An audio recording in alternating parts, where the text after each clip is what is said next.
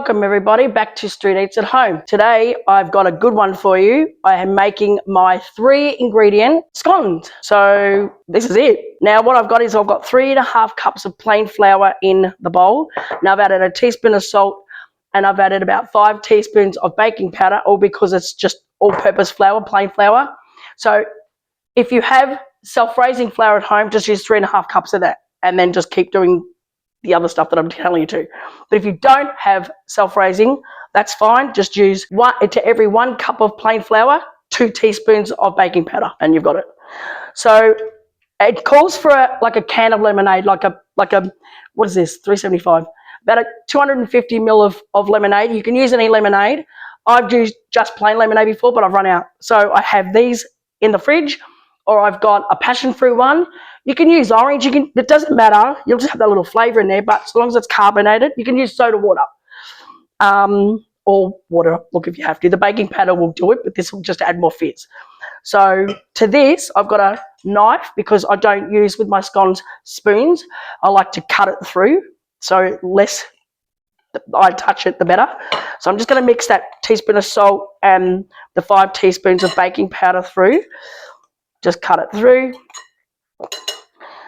And to that, I'm going to add 1 cup of cream, and just a normal cream, heavy cream, thickened cream, no skim milk stuff. And I'm just going to use ginger beer, good old ginger beer. And I'll use probably 3/4 of this first, and we'll cut through it and we'll see what we need. But as you can see, it's foaming. So I'll start with that. There's about this much left in there. So we'll just cut this through. And if you need a little bit extra flour, just use it. If you need a little bit of extra liquid, use it. I'd go with that one. I'm just getting the cutters. You can use, I've got different cutters here. You can make them as big or as small as you want. I find that this one will be good because I'm using this tray and I put a little bit of flour on the bottom. But these you'll be able to put about 10, 11, 12 in here, and the closer they are together, they'll puff up. So you want them almost tight so that they go up. So you get a nice high-rise scone. So we'll cut this through. I like to just be patient with this. Cut and move, cut and move, cut and move. I don't stir with wooden spoons or metal spoons. I just use a knife. This is the 3-ingredient one. I have got ones where they've got butter. And, you know, I should do that one for you too. See, it's just coming together. I might need a little more flour, Steve. If you can grab that just off for the bench. There'll be a little bit off here, but you just need a little bit of flour for the bench so that it won't stick. And it's supposed to be a little stickier. Don't have it too dry, because if it's dry in the bowl here, what will happen is when you put it in the baking tray to bake it, it will be like Chinese fighting muffins. They'll be hard. And you don't want that. So you want a nice stickiness. So now be careful at this stage how much flour you add. I wouldn't add any more. I just need a little bit for just for the bench. So just a bit of excess, which I should have got. And this, I'm kind of comfortable with.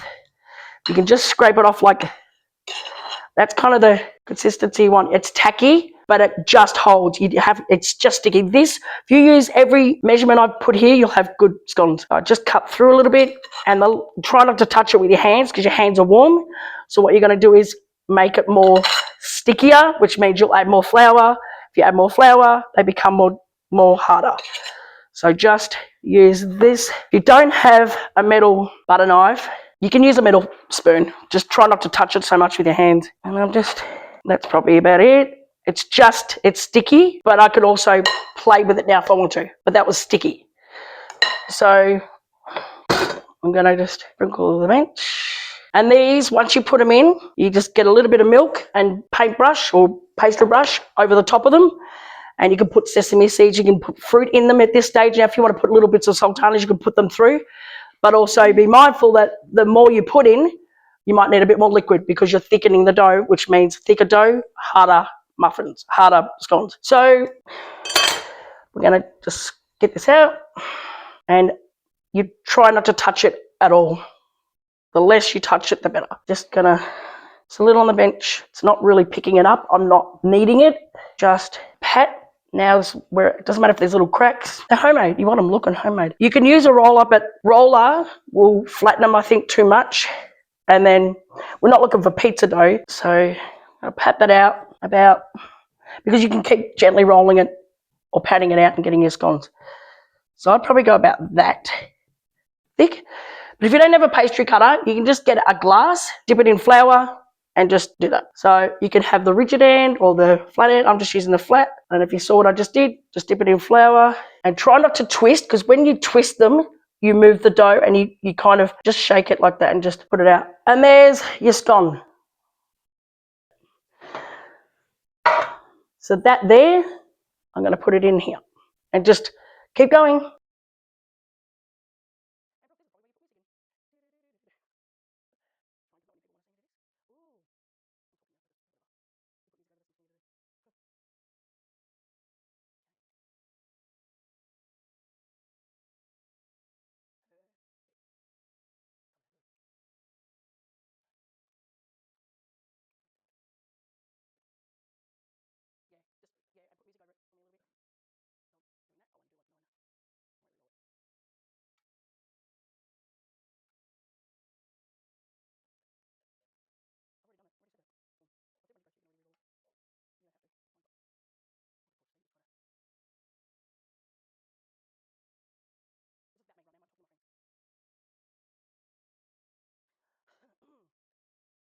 Okay, I've done 9 because this is all the pan that I've got bigger pans, but I just want to make 9 for you.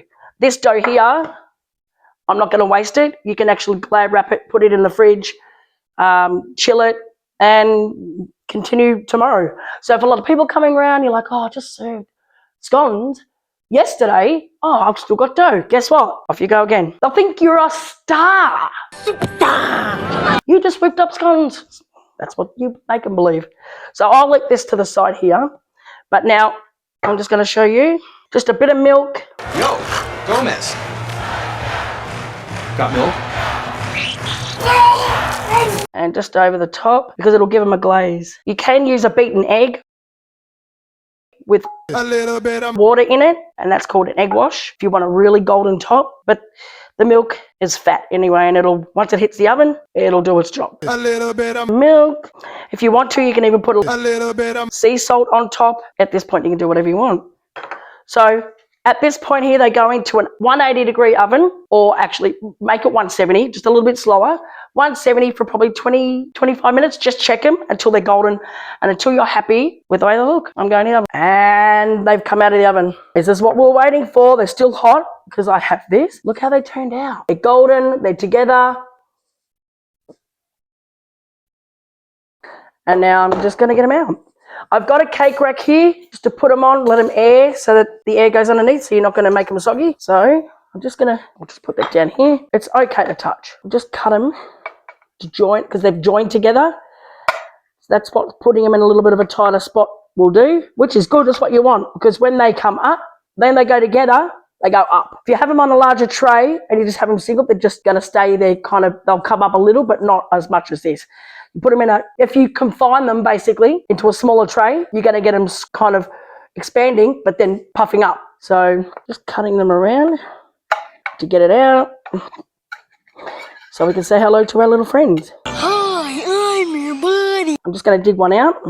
I'll dig one out to show you. Oh, they're still piping hot. Actually, I like this one. This has got more. We'll leave that there. All this needs is a cut open.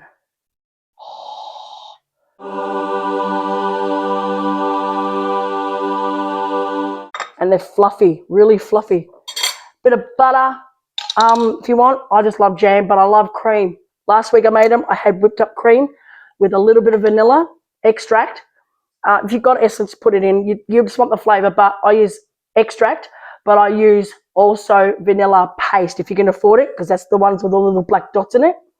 And once you squirt that in, all black speckles, and that's beautiful. Vanilla cream is awesome. So I didn't have any to do today, so I'm just going to put some jam on. You just want to get that. You can put anything on them, whatever your favourite jam is, or however you want to eat your scones. I don't, that's up to you. That's on you. And here we go. I feel like the angels have just opened their wings.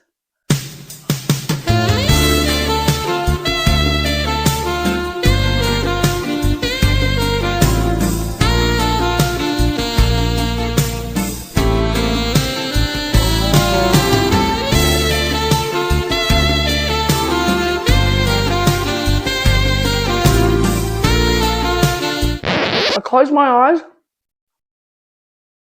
and I'm in England in high tea. This is yummy. This is yummy. I'm going to bring my granddaughter, who loves scones, to taste one. Hello, Luca. Hello. Would you like Nana's scones? All right. Yeah. What do you think? Do you love it? It is awesome, isn't it? So, let's try another. They're so hot. They're warm at the moment, so they're a little fragile, but look at that. And the fluffy tail. He's so fluffy, I'm gonna die. Wow. Are they delicious? Yeah. You feel like a little more? We got the mouthful. Oh my Lanta. They're nice and warm. Tell all your friends what you think. Good. What do they taste like? Is it like what do you feel? Like what is it? Is it just what do you think? Yummy. That'll do. And that's it from that one, I suppose. You can't say anything else because I can't talk. This bit of jam is Yes, so yummy. they are so yummy. So That's wants to go. I can't look how easy that was. And I took at 170 about 25, 30 minutes in the oven. Until you get that golden colour. That's all you need. And then you know that they're done. And they're just perfect. You can't mess it up. 3 ingredients scones. There's probably 10 ingredient ones and you gotta do this, do that, knead it. I get bothered. The less you touch the dough, the better. Because the more you knead it, there's no gluten in it. You can't just knead. It's gonna actually get all hard for you. So like and subscribe. Press the notification bell. Give us big hearts. And comment if you've made these like a lemonade scone before. I did ginger beer, so we'll see. They taste beautiful though. Let's take peace out. Okay. Yeah. Well, I'll let you say it until the next one. Peace out.